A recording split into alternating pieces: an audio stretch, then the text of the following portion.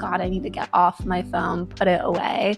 Boredom is so interesting because I actually think boredom, when we let ourselves be bored, that's actually where like inspiration kind of is born. Yeah, it's such a good way, and honestly so effective. Like if we can just get really honest about that, it's an effective way at avoiding things. Okay, so like what am I doing with the time that I do have? And you like reflect on it and you're like, wait, I've been on an app.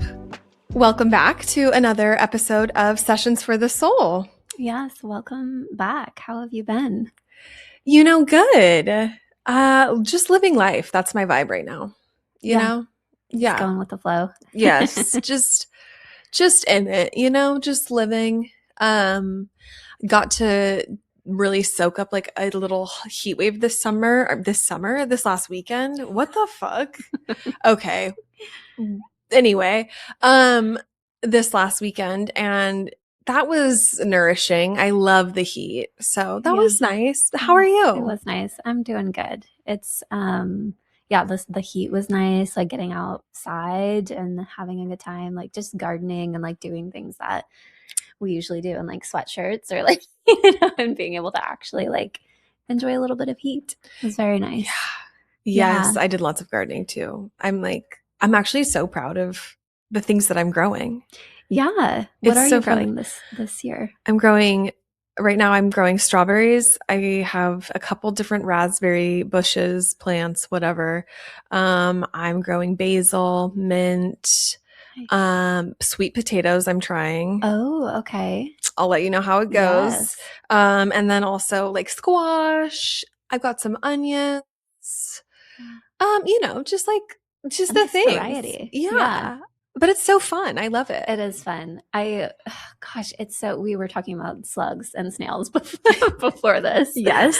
Because that's how cool we are. And I planted a bunch of squash maybe like a month ago. Yeah. And literally the next day they were all devoured, which was a bummer. So it's hard to find like varieties of things or different like plants that will not attract slugs and snails. Yeah. I have a basil plant that I am literally bringing in every night. So that's amazing. Yeah. Fingers crossed my basil plant has gone unscathed so far, and it looks so good. Like it's really flourishing. I'm proud. But now that you mentioned that, I'm like, okay, well, I'll be keeping an eye, because I've definitely found some slugs, some snails, some slugs out and about in the mix, and yeah, I've removed them from the situation. Yeah. But for slow, like I think there's a huge misconception seriously around like the pace at which these animals move. Like, yes, it is slow, but for their size and like the situation, it's actually really fucking fast. Yeah. They move quick. Yeah. And they do a lot of damage quickly. Yeah. And you can follow their little slime trail and be like, all right, where did you go? Where are you hiding? Yeah. Cause that's like, one day I noticed, I was like, wait, what is that? And it was like, slug mucus. Yeah. But yeah, they do like to snack on the plants. Squash are hard too, because if they don't get pollinated in time, they will not. And so like that's been I've been getting a lot of like flowers around to try to bring more pollinators. Oh yeah.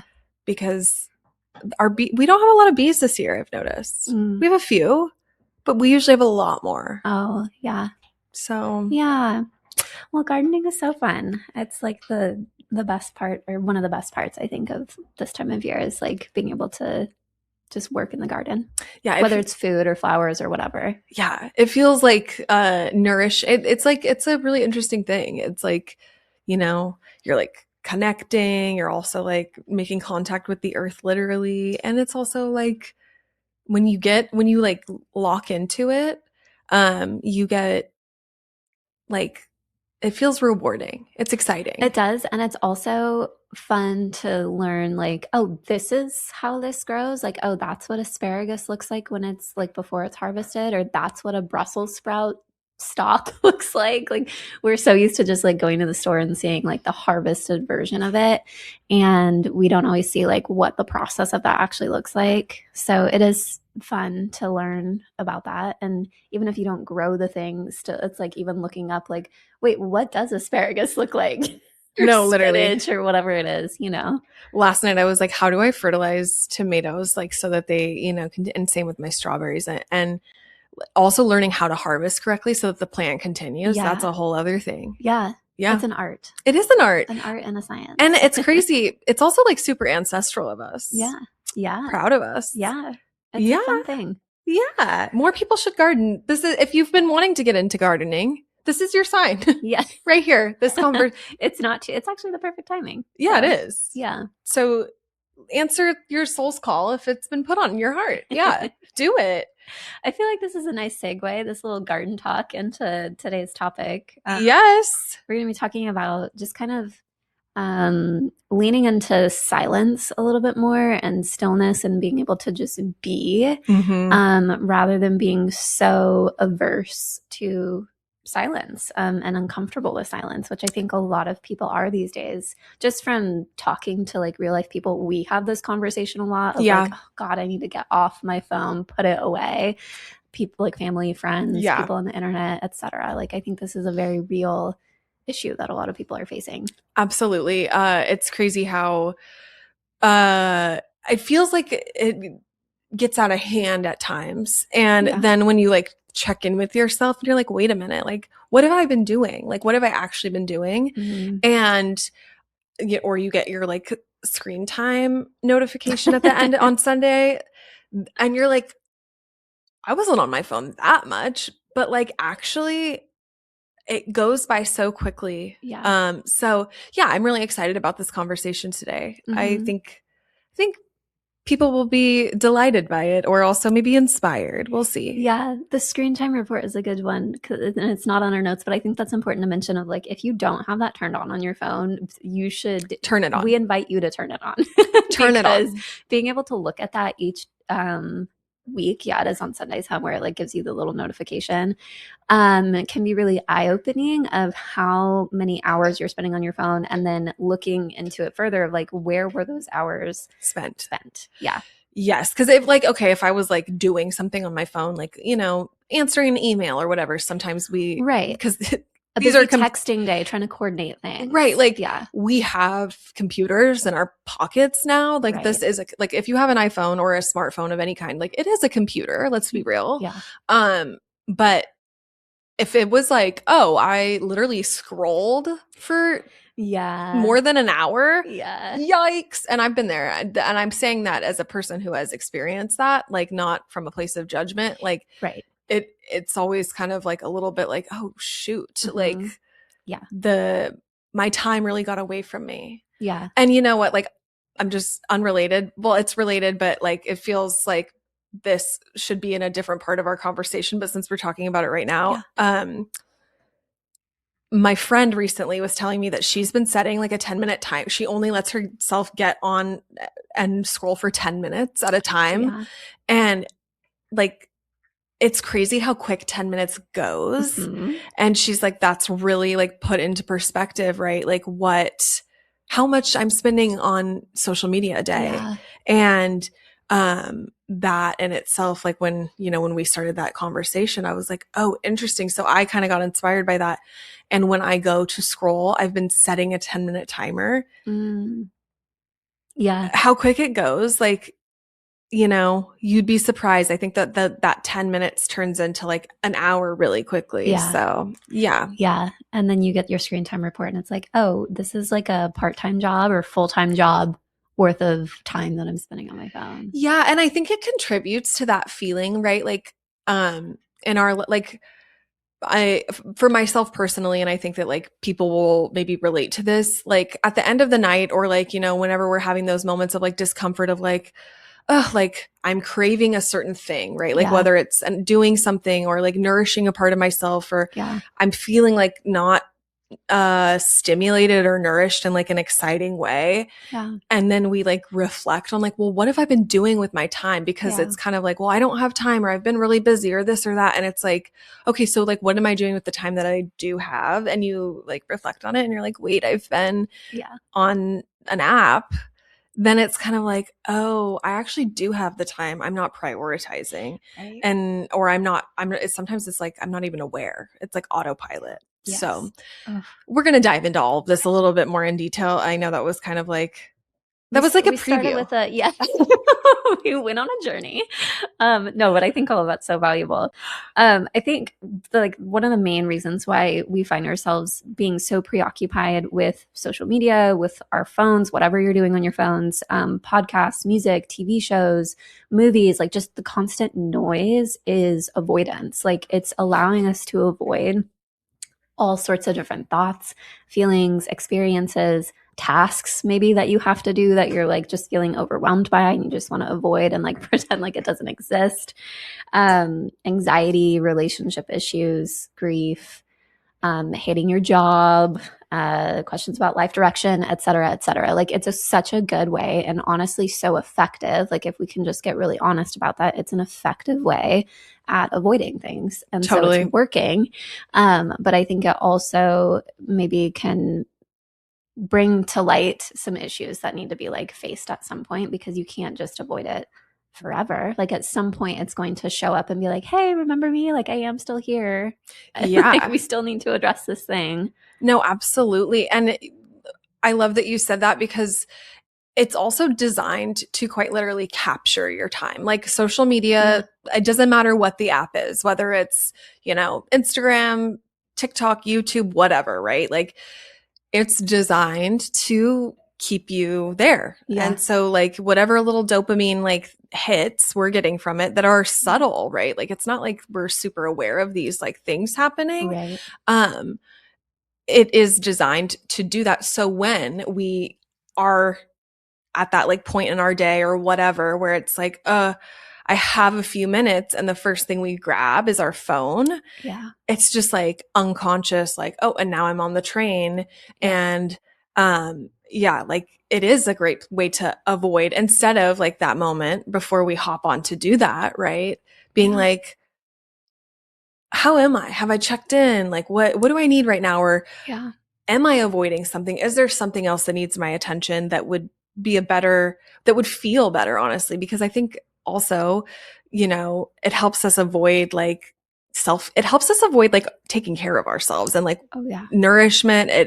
It's a great way to like check out and Yeah. kind of disassociate. Yeah. No, Yeah. absolutely. And with ourselves and then in the context of relationships too, like avoiding issues that maybe need to be addressed in your relationship or just avoiding connection as a whole of like, that feels like too much energy or I don't know how to connect or I don't know how to be vulnerable or whatever the thing is for you, like in the context of a partnership.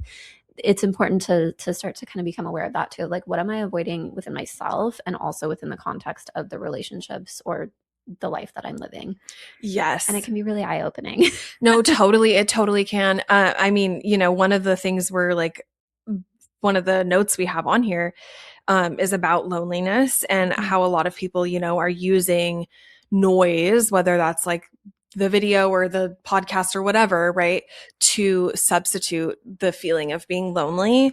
It can feel like, it can feel like companionship. Like a podcast can feel like companionship or like watching something, having background noise on or whatever it is, music, TV can help almost like substitute silence. And I think that just kind of speaks to like that thing that you're talking about in relationships.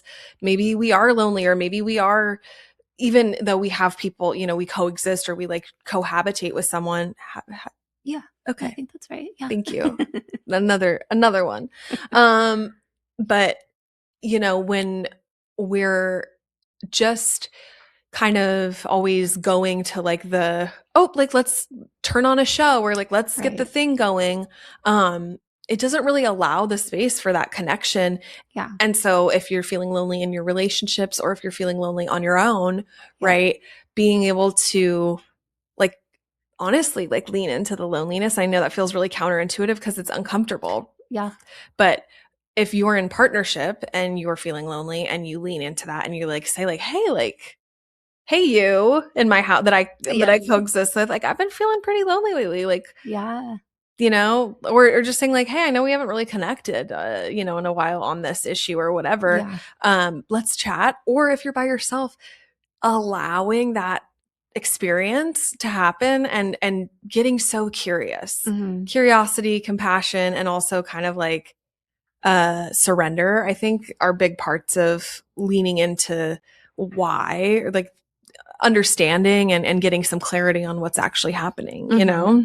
Absolutely. I'm thinking about too how people use, like, you maybe have like an influencer that you love to watch or engage in with the content with, Yeah. or a podcaster where you're like, I listen to this religiously, like I listen to every episode every time it comes out, and maybe This is hilarious. maybe it's not lost on us that we are sharing Coming this at on you. podcast. Yeah.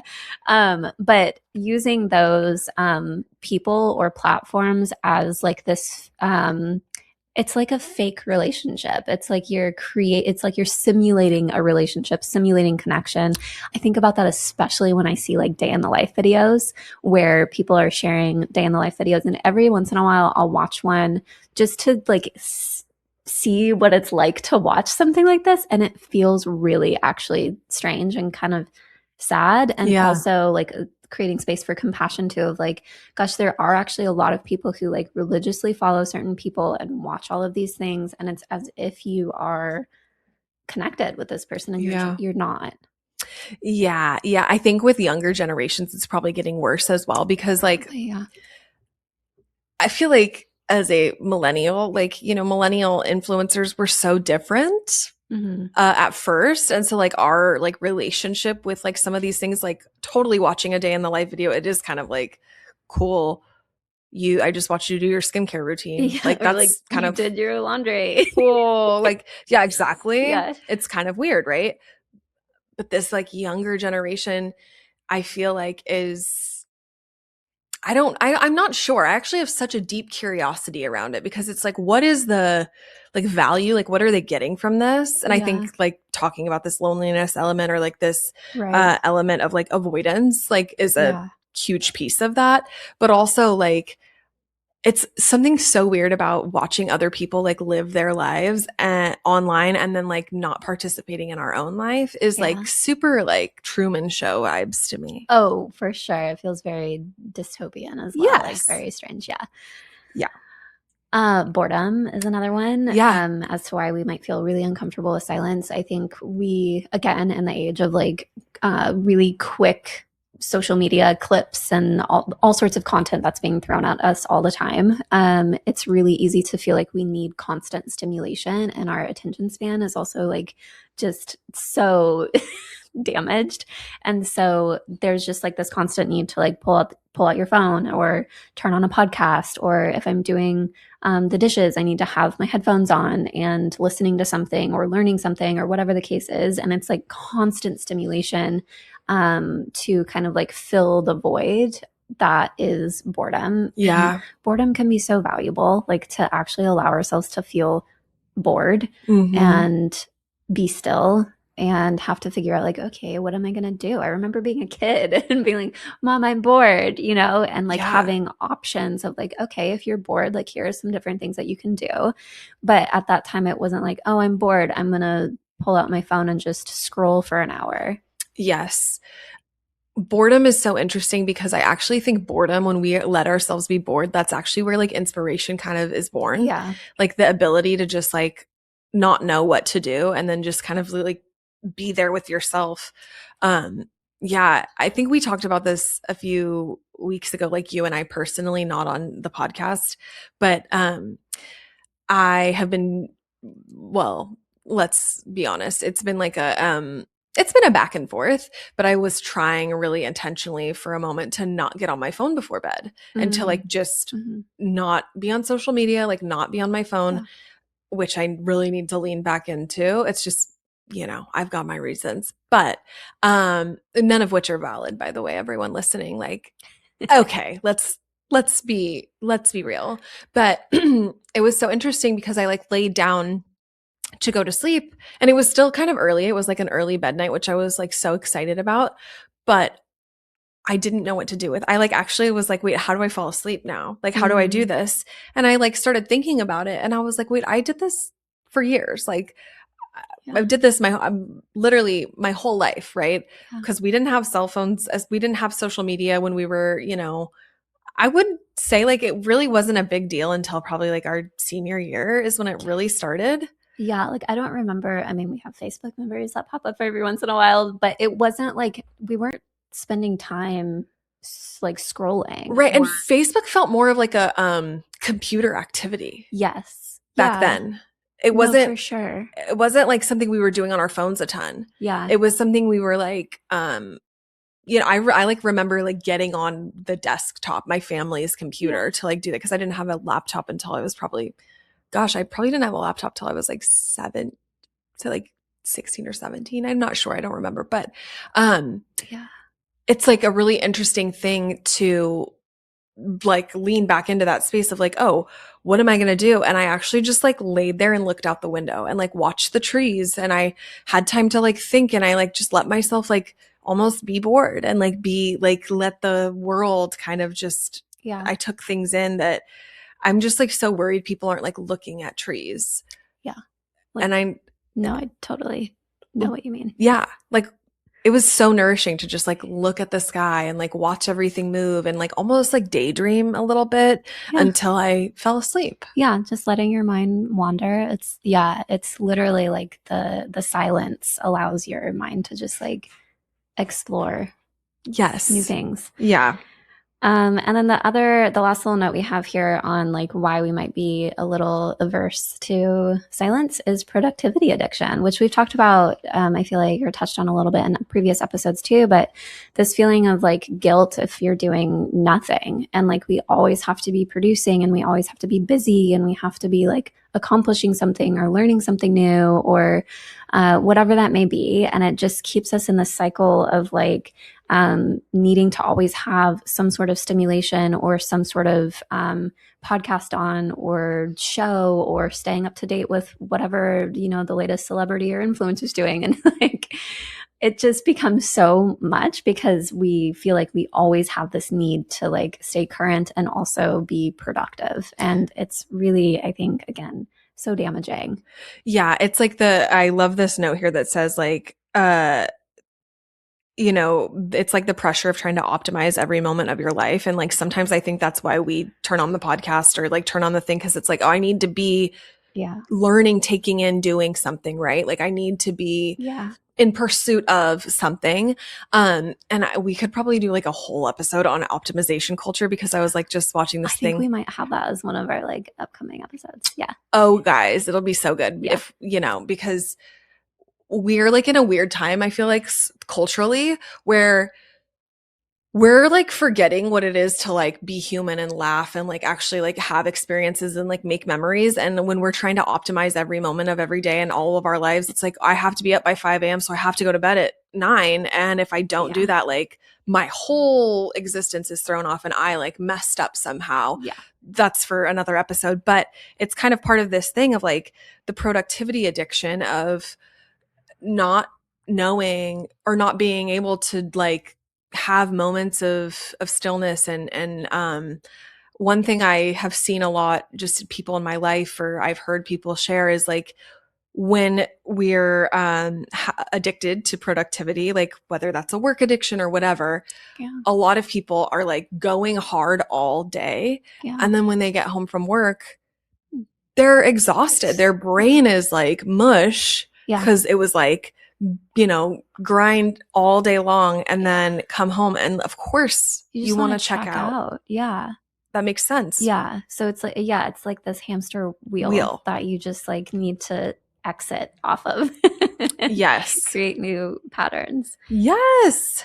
Some of the things that we're losing from like constantly having noise and distraction. The first one is creativity, which we've kind of talked about a little bit, but how when we actually have time in silence and in boredom even and in stillness, there are so many like insights that may come up for you. So like if you, like some of our notes here are like if you're in the shower or going for a walk or driving or gardening, like these things that we generally do or can do without the noise and distraction, a lot of times that's when like your best insights and best like creative ideas come up, because you actually have like the breathing room in your brain to be able to like generate these new ideas. So I think sometimes that this really highlights like the idea of sometimes we want to like be productive and learn all the new things all the time and learn new ways to optimize and whatever, and like push harder. But sometimes when we like loosen the grip on all of that and like have some time in silence and have that space, that's when it like actually opens the door for new things to kind of become present in our lives. Totally. I love that you said that. You know, like a lot of insights happen in like little moments, right? Like you mentioned, you know, it's the gardening, it's the doing like household things, like doing laundry, folding laundry, doing the dishes, going for a walk, taking a shower. I love a shower for just anything. Like if I need to like go think, the shower is a wonderful space for that, you know? And it's like there's something really like healing and grounding about the water. But exactly. And it's not you know, it's not like it's not obvious all the time that like, oh, like I think sometimes when we go to like do something seeking, like, oh, I'm going to go for a walk and hopefully be inspired. No, just go for a walk and don't put headphones in and see what comes up. Yeah, exactly. You know, I was actually given that advice by my like elemental teacher. We were talking about how to like connect with the elements and like be in nature and like how to really like ground into the earth. And one of the things I realized is I was like, oh, well, I do all this stuff, but I often like pop in a podcast or I listen to a playlist or I'm like, you know, I've got some other thing going on with it. Right. And he was like, you need to intentionally go do these things and just listen to the earth, like just hear like natural sounds. And it's been really interesting as I've been on this journey with like the work him and I are doing. When I used to go to meditate, I would be really irritated is a great word, by human sounds. So like cars driving by, people like doing, you know, like my neighbors mowing the lawn or like whatever. I would be irritated because I'd be like, I'm trying to meditate. And you're like bringing your human sound into my meditation. And now I'm at the point where, and I just actually realized this yesterday when we were meditating. I'm like, oh, I don't even, it's just another noise. Like it's just another part of like the environment, the like the world. Right. So it now is not an inconvenience or like a frustration for me. It just is there and it's a neutral thing. And I can also hear with that, I can also hear the wind moving through the trees. I hear the animals around me. I'm like so much more tuned into my external environment and to myself. And I think that that's part of this, right? It's the experience of like, being able to like unplug from like all of this, right? Like we're so plugged into like the internet, to the world, but like we actually like when we unplug from that and like plug into the physical world and like the actual, like not this, you know, like device, there's like big medicine in that. And it's like, so it's actually really healing. No, it totally is. Yeah. I like the point of like learning how like all these noises and like the context of the world can kind of like coexist, and you can still like enjoy these things and be fully present and have like that connection without feeling like super irritated about the things that really you can't control, right? Like we can't make the cars stop or the neighbors stop or whatever. So yeah, it's an interesting thing to just think about how these moments of pause can like bring these new insights up. For sure. Absolutely. Yeah. Yeah. Self-awareness is another thing that we totally lack when we're like having these constant distractions. And you kind of mentioned this toward the beginning too, of just like almost like being on autopilot when we're scrolling or listening to the podcast or whatever. Like we're just so like consumed by that thing, by that distraction, where it totally takes us away from like, how am I actually feeling in this moment? Like, where am I at in my life? Do I feel happy? Do I feel like I'm being called to change in some way? Am I being invited to do XYZ things? So I think it's just a really good opportunity to look at like how is the distraction in my life taking away from like my own internal connection with myself, like my own introception, yeah, Introspection. introspection and interoception. Yeah, yeah, Well, yeah. yeah, yeah. So I don't know. I think it's again just an invitation to just kind of become aware, like turn the lights back on in terms of self-awareness. Yes, and self-awareness is a really underrated quality to have in this world. Like self-awareness goes a long way, people. Yeah. And some people just don't have enough of it. And I think that like this Yeah. speaks to why, right? I love this point because there's also like so much good that comes from, you know, being able to be self-aware. Because when you are self-aware, it helps you tune into like your environment and like what's happening in your life and all of these things. So it's like you can, I don't know, I feel like too much of a good thing can obviously not be great, but like Right. this is a quality I wish more people would nourish. Yeah. Yeah, yeah, yeah. No, it's an important one for sure. It's an important quality, okay, Yeah. guys? And you know, also there's the other aspect of this where it's like our nervous systems, the nervous system Yeah. element and the like actual, you know, if you're in fight or flight all day, like an example of this is like maybe someone who has like a really intense work addiction, you're Mhm. probably really in the cortisol, like fight or Yeah. flight, like your nervous system. And it's probably not something you're aware of, right? Like most people Yeah. in this situation probably don't even know that they're in fight or flight. They Right. don't know. Yeah. They're just like cruising through life. But when we allow like ourselves to have those moments of silence, right? It actually is lowering our stress, reducing our cortisol, Right. um, improving like our whole being's, Yeah. you know, ecosystem, if For that makes sure. sense. No, it does. I mean, it makes total sense. And I think sometimes that can feel hard maybe to like relate to or believe maybe for some people who like you describe this person who's like so busy and so productive all the time and then comes home and just wants to crash or like just be so distracted by all the things.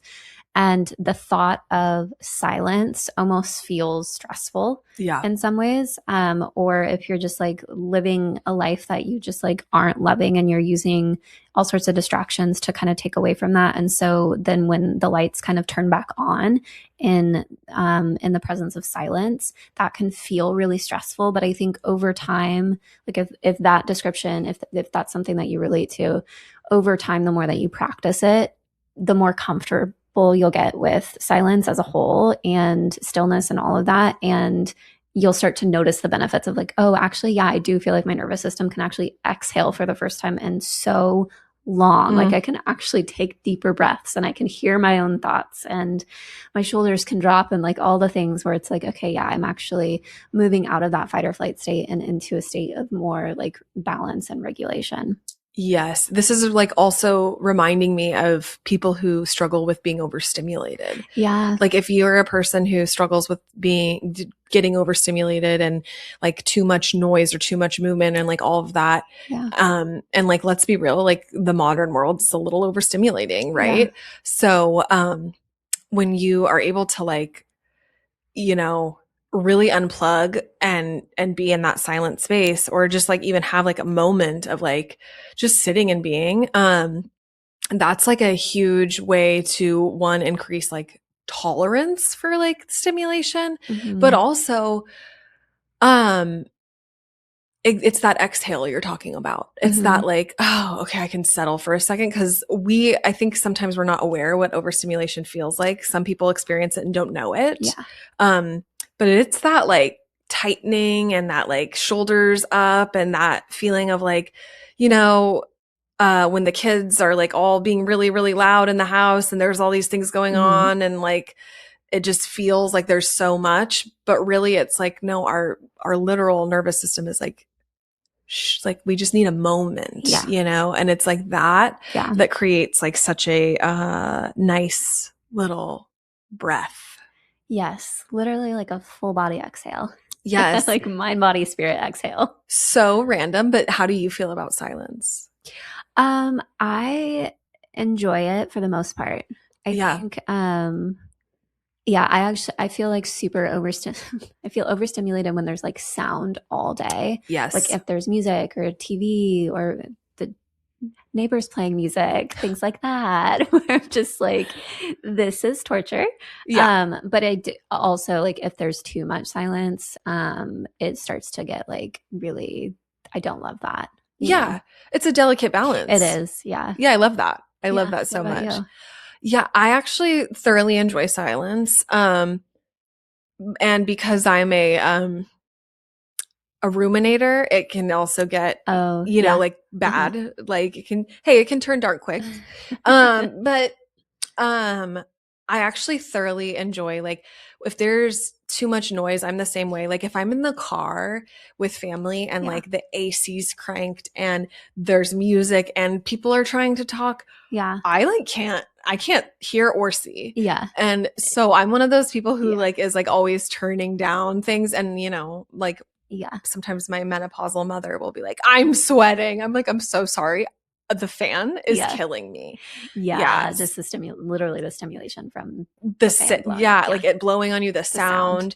sound. Yeah. So I do struggle with noise, and I also have a hard time like concentrating. So if I have, like, whether it be with working or even just existing, if there's too much noise, I have a really hard time focusing and like Yeah. actually being able to do certain things. Yeah. So I'm like one of those people who, I love silence in the car. I mean, I'm not like saying if someone's in my car, like, Right. you can't talk, Yeah. but when I'm alone, like I will not Yeah. have music on all the time, or when I'm home alone, like truly I love not having anything on. No Yeah. TV, no nothing, like lights off, Yeah. just like natural light, and being able to just like Yes. chill. Oh, so nice. Yeah. Especially if you just need those like little pockets of lower stimulation, and maybe a higher stimulation environment. Yeah, exactly. I think this little silence audit, our next little segment here, is a really good opportunity, kind of like what we're talking about here, of like, where do you find yourself reaching for noise all the time, and how can you maybe start to kind of create little pockets of lower stimulation. And so if you find yourself reaching for noise when you're doing the dishes, or on your commute home, or grocery shopping, or when you go for walks, you always put a podcast in or a playlist on, when you come home from work and you find yourself like immediately getting on the couch and just scrolling, like, where are these moments in your life where you are reaching for noise or distraction, and how can you maybe start to invite in some more silence? And you don't have to do all of it at once. That's probably unrealistic, and not sustainable. But finding one little thing, like on my car rides home, I'm not going to listen to whatever. Or when I get home, I'm going to take the first 30 minutes and not scroll, and then we'll go from there. Right. Yes. Little wins, I think, is really important. Yes, absolutely. Yeah, I love that. I think like being able to tune in and just recognize, um, and also like seasonally, I think like this is a big factor, Yeah. depending on where you live, obviously, because like if you're living somewhere where the weather's relatively mild year round, Yeah. you have more opportunity to like lean into going out and doing things. But if Right. you live in an area, like in the Pacific Northwest, where it's primarily like super wet during the winter, Right. finding like a seasonal activity that can like help, or like those, finding things that help you be able to lean into silence that are seasonally like available. Yeah. And so like for some summer alternatives to screens, are things like walking, paddleboarding, going fishing, gardening, beachcombing, hiking, picnics, etc. Like going, just even like going for a little stroll, like Mm-hmm. in your neighborhood, going, we have some beautiful like walking trails around here. Mm-hmm. Go for a walk. It doesn't have to be for productivity. A big distinction I want to make here is these things are not work. It's not more to do. Mm-hmm. It's actually the opposite. So like when we're approaching trying to lean into silence or something like that, not approaching it of like, oh, I have to go do this thing because I'm, still trying to fill the space. Right. But like, no, I want to create a moment where it's like, I'm out doing, but I'm not like consuming so much. That's a little bit different. Like it has a different quality and it does something different for our bodies. So like going for a walk outside of the world of like, I need to walk to exercise or whatever, but I'm going for a walk just to like get out and do something and like be outside where it's sunny and bright out and, but not be taking in like more media. Yes. I think that that's like a important distinction to make. No, it definitely is. And same with some of these like more creative things as well, of like sewing, drawing, photography, writing, cooking or baking something new, like these creative little hobbies or activities that you might find yourself interested in doing it for the sake of like pleasure and rest and creativity and just like really tuning into like the mindful awareness of the thing that you're doing, rather than I'm doing this because I need to produce or like achieve something or be super efficient in the way that I'm doing it, right? So it's the mindset and like the intention behind how you're approaching these things, I think is important. Totally. Absolutely. Yeah. Let's see what else. Oh, social like ways to kind of some social elements of this is like grabbing coffee with a friend, a backyard fire pit, community events, volunteering. And this is a great note. Like the goal isn't necessarily like absolutely no stimulation. If you're looking for that, like go to a sensory, exactly. Go to a sensory deprivation tank. That is, where and honestly, if you've never been in one and it's your first time, that might make you insane as well. I bet. Because they're like a little weird. I enjoy them, but I can see why people don't. I know people who don't enjoy them. But the thing is like it's replacing passive consumption with active engagement. It's replacing like the almost like checked out like autopilot with something that is actually like, actually, what's the word I'm looking for? Actually, I don't want to say productive because it's not productive, but it's a meaningful like use of time and existence. It's like filling your cup, in a way. Yes. And maybe the examples that we provided just like aren't super exciting for some of you guys, but like getting curious about what would be exciting, what would fill my cup, what could I do without like where you get so like almost in a flow state of like doing this thing where I forget about my phone, I forget about the distraction, I forget that there's a new podcast episode that I want to listen to. Like I'm so immersed in the thing that I'm doing. Yes. I love that. And I love the way that you said that. Exactly. That's like what I was searching for is like this thing that is, it's about like getting kind of into your world. And before, I think when we were like talking about this episode, you and I were having a conversation about, just like life, life is lifing. It always is. Like we're going through it. And, like, I mean, life, not like going through it. I get it. But I had a couple weeks ago, I kind of had this, like, I was feeling not super great. I was kind of down. And, I just had a moment where I was like, is this my life? Like where I work all day and then I come home or I'm like at home, done with work and like I get on my phone and then like that's what I'm doing with the time that's mine is I'm like, and I'm gonna like, guys, I'm gonna really lean into this for a second. This might be really uncomfortable, but like our existence is so precious. Like we're here for a blip of time in comparison to like existence.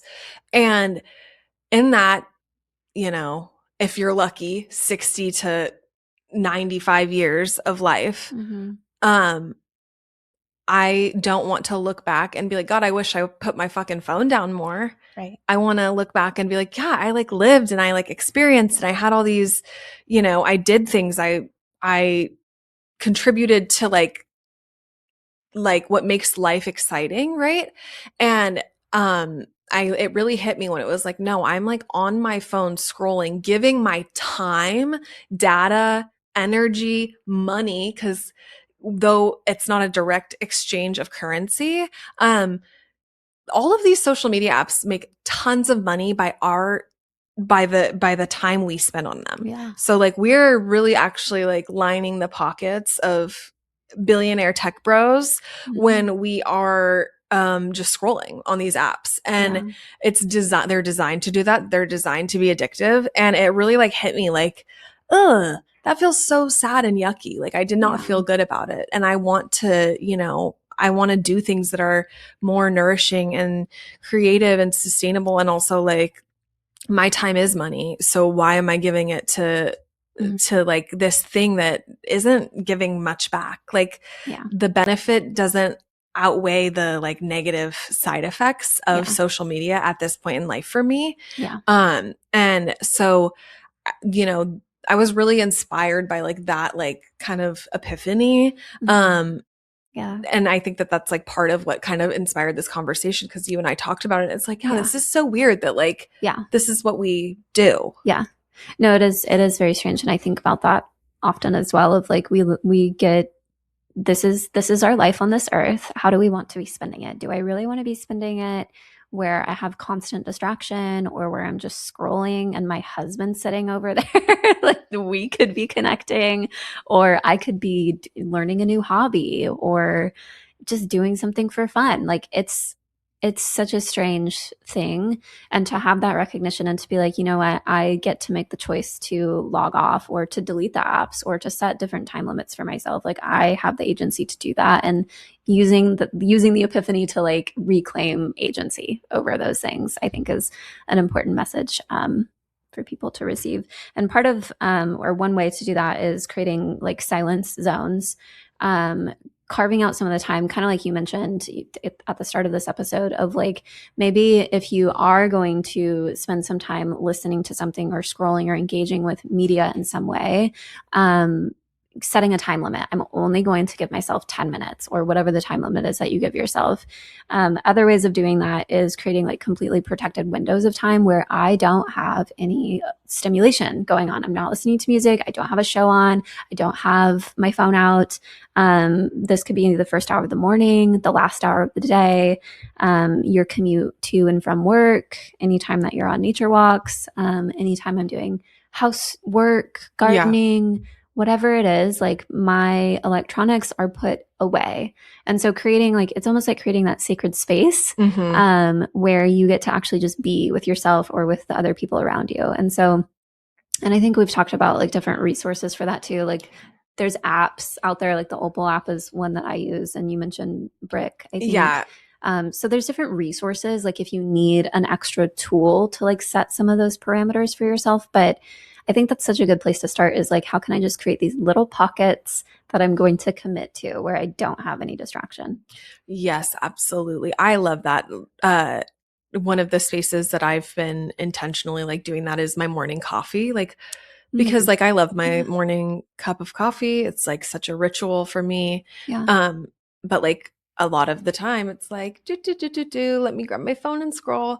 And actually, since I've stopped and like caught and really intentionally like, until that first cup is gone, it's not happening. And sometimes that takes a while. So what I found though is I'm not like automatically like plugged into the circus, because you know what, as much as we all would love to think that we can like get on our social media and find like the happy, like the things that we love, the funny videos or whatever, there's no way you can get on social media today without getting like sucked into like the news, the political chaos or whatever.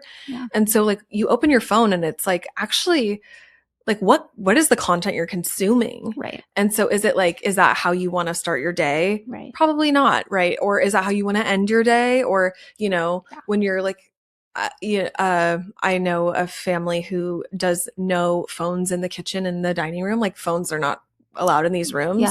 And so I kind of love that. Like when they cook together, when they make dinner, when they sit at the table, like there just isn't cell phones around, because it's like a space where everybody's talking or they're, if they're alone, it's like a space where that's just not happening. And I think that can be like like an example of a zone where it's like totally. And like I love that because it's like get creative on how you want to incorporate this into your life. Like, do we do no phones in the bedroom? Do we like where do we want to have like these zones where it's completely off limits? And like if you are living in a household with other people, partner, kids, whatever, how can we like all get on the same page with this boundary that we're setting for the sake of deeper connection and honestly greater life satisfaction too? No one feels good about spending all their time on their phone or with headphones on. Like, it's just such a draining thing ultimately. Like, it's taking so much from you. So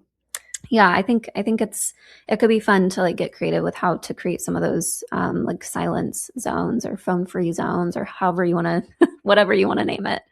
Absolutely. I love that. We also, so we have some discussion questions, guys, that Kayla and I are going to answer. We're going to ask some questions and then we're going to put them in the show notes for you guys.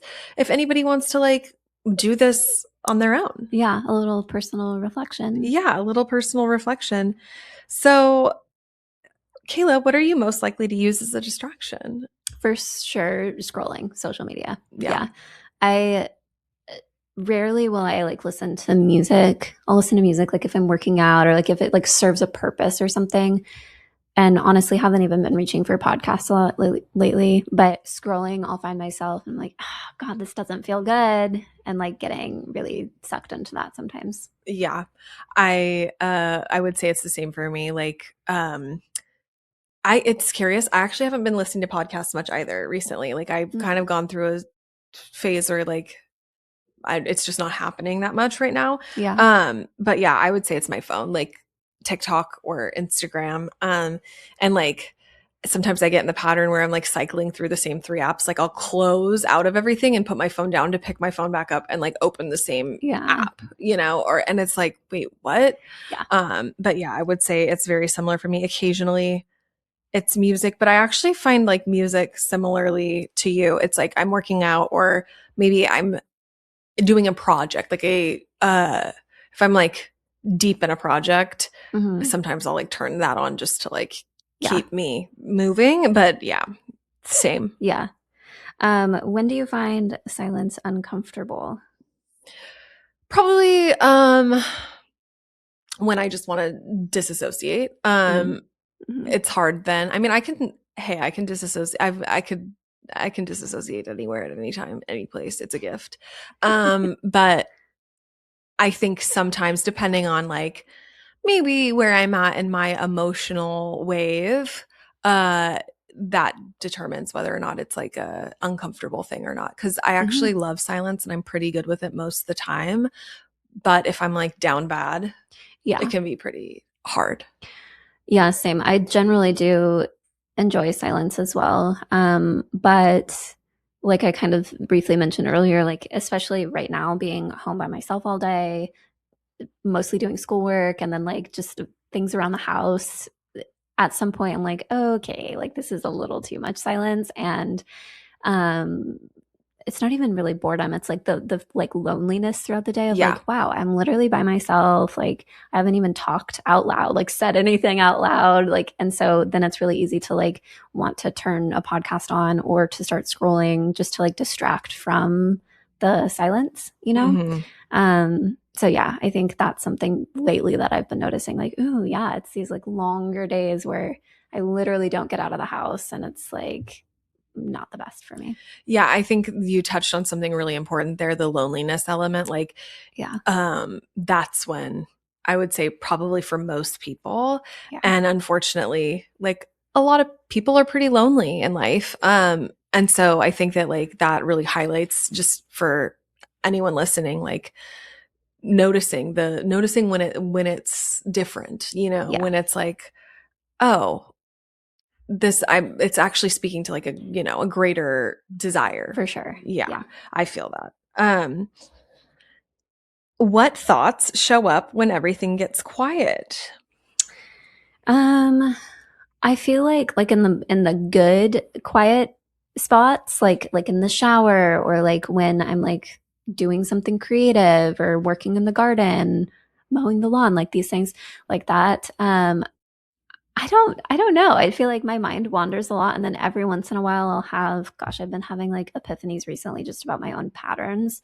Like between therapy sessions, I'll be like, "Oh my God, this is this is something that I'm doing and that I want to stop doing." So like those things will start to really show up for me when there's like these periods of silence where I'm, especially when I'm like engaging in something that feels really life-giving or good. Yeah. I love What that. about you? Um, yeah, I would say it depends for sure on like where I'm at on the emotional journey.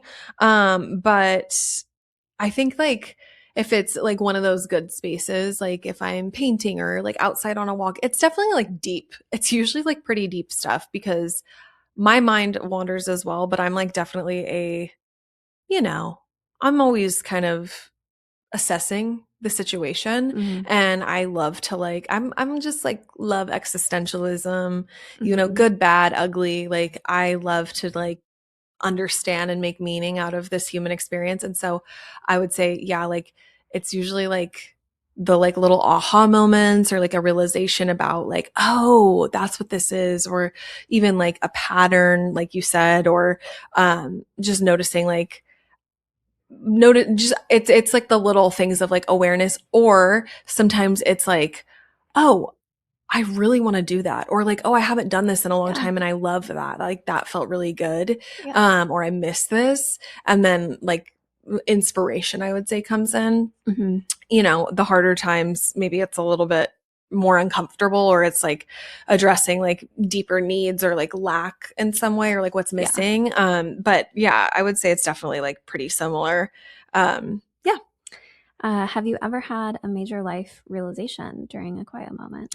I mean, yeah. All the time. Literally, yes. That's where they come, Yeah. like I find it pretty hard to like go deep with ourselves, or like in general when there's like too much movement, even like living with other people, or like not having like that alone time. I find Mm-hmm. that to be challenging sometimes, because it's like the that silence is really like giving, Mm-hmm. it helps it actually helps us hear better. No, for sure. There's like actual breathing room to be able to have major life realizations. And same, I feel like often like there's like these epiphany moments that will come up where it's like, oh, I love doing what I'm doing right now. Like, why would I be on my phone ever? Like, I Yes. just want to throw it away. Or realizations about, the path that I'm taking in life, or um, connection in my marriage, or different things like that. So it's like in those moments where there is silence and there is breathing room, there's opportunity to have those like really big realizations and like aha moments where you're like, okay, I'm going to realize this and actually like do something about it. Yes. Yes, absolutely. This one, I love this next question, and I'm so excited to hear Mm, just your thoughts on it. But do you think constant self-improvement content can become another form of avoidance? yes, 100%.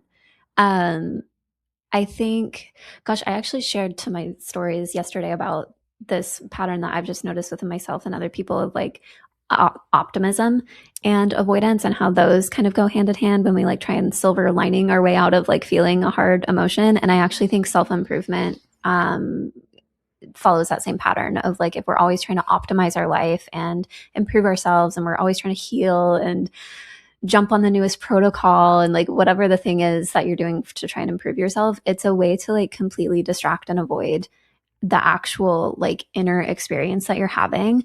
And it's no longer, it almost doesn't even feel like super authentic or meaningful because it's so productivity charged Mm, instead of like aligned with what you actually want to be doing. yeah, preach. Absolutely. Yeah, I love everything you just said, and same. It's like it almost like consuming like self-improvement content, or like I think it can kind of feed the productivity like culture, or like the hustle culture of like, Yeah. if you're not growing, if you're not optimizing, if you're not learning, if you're not Yeah. like um you know healing your childhood trauma or like dissecting this pattern, that like somehow something's wrong with you, or you're not doing what you're supposed to be doing, or like you're wasting your time. Yeah. And it's a really weird thing how like a lot of these tools are now reaching us via social media. And so Yeah. like before, where maybe somebody like had to go to a library or a bookstore and like find a self-help book, or like go to a therapist or go talk to like someone else and like learn something. Yeah. We go online now and do it. And, you know, it's a strange thing, to, it also can be like overwhelming and feel, if we are in a season of life where we're like not really resonating with that, when we get online and like that's the content we're seeing, that can also feel really not great. Yeah. Because then it makes us feel like we're failing even more. Yeah. You know, it's like we're not adding, keeping up. yes, yes. So I love that question. And I think that, I think it's so true. Like it just becomes avoidance when we're constantly always trying to, you know, to improve on everything, because it also, what it does is it steals the joy of like the growth we have made. And it steals the joy of the moment of like, oh wait, I actually have worked really, really hard on this pattern or this thing, and Yeah. I've changed it. And Yeah. that's beautiful. And being able to celebrate that and be like, wait a second, this Yeah. is actually like really positive and good. Yeah. Yeah. I'm picturing like we're treating ourselves like some sort of a like business or corporation. I'm thinking of like performance measurement and analysis plans and strategic planning and things like that, and how we've almost like taken that big like corporate model and applied it to our own life of like, how am I supposed to like improve all the time and optimize and become more efficient and more effective and more competent and blah blah blah blah blah. And it's like, I don't know if that's the point of life. Like, yes, we of course want to like strive for Yeah. improvement and grow and learn and all of those things, but to what end, you know? Yes. So, and I hope that like for our listeners, like I think we try and approach things from the lens of like, do things that feel right for you, do things in a way that feels sustainable. Like we mentioned, find ways that is going to work for you in your life of like creating these pockets of silence. Like, I don't think either of us want to like push this like hustle version of self-improvement.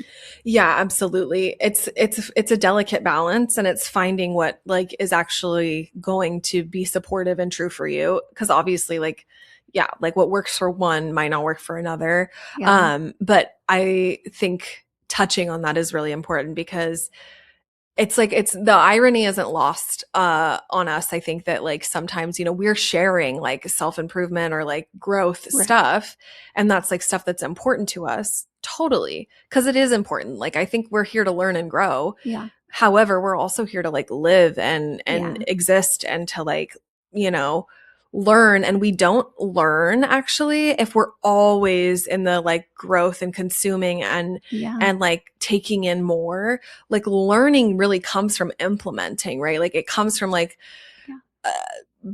being in situations that challenge like the pattern, or challenge the like Right. belief or the thought or whatever. And so like those things happen from living life, like Yeah. from, you It's like know, the integration of it all. Like you can yes, learn and consume information and practice things, but like, are you integrating it into your life and giving yourself space to even do that? that's spiritual bypassing, right? Like is Yeah. to do everything without integration is just to like, is just spiritual bypassing. It's pretend, it's like, oh, well, I know all of this, Right. but are you doing it? Like, are you? Right. And I think in ways like we're all guilty of that at different Sure. times, because Yeah. it's like almost impossible not to be. But um it's the awareness around it. Mhm. Yeah, Yeah. absolutely. Yeah. Well, amazing. I feel like we covered so many good points. Right? I think we'll also do a reflection. This is an invitation for us as well, just to like kind of become aware of our interactions with all the media. Yeah, absolutely. And you know, for our listeners, if this is like resonant with you, or if it's triggering, again, and we say this all the time, we'll say it again, just get curious, like have Yeah. curiosity around it, because it's like really, I think part of like what inspired this episode for both of us was like, oh, we're in a season where like it's summer, like there's all this stuff happening, and it can feel really busy. And when life feels busy, I think that that's the time where we're all like, oh, let's I need to check out. Like, I just want to check out. Let me disassociate a little bit or whatever. And just inviting like the opportunity in these like busier seasons of life for like these small pockets of silence, and also just like awareness around it all. Awareness around our media interaction, all of it. So yeah. Well, thank you guys so much for listening.